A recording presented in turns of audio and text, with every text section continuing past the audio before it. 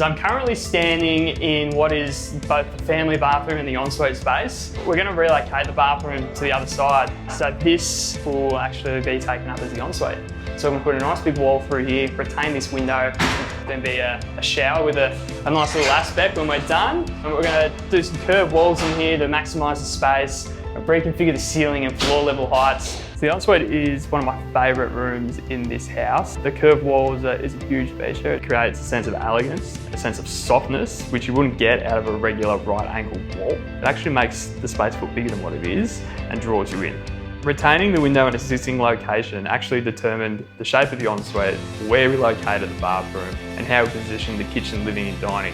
The window allows a huge amount of natural light to enter the space, really balancing against this beautiful curved wall, Kit Kat tile, which is my favourite feature in this whole project.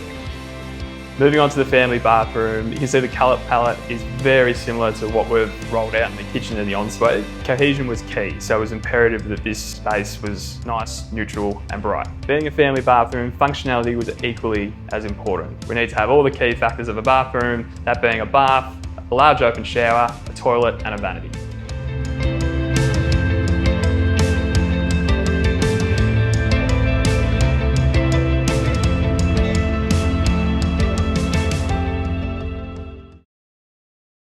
Welcome to our Edinburgh Road project.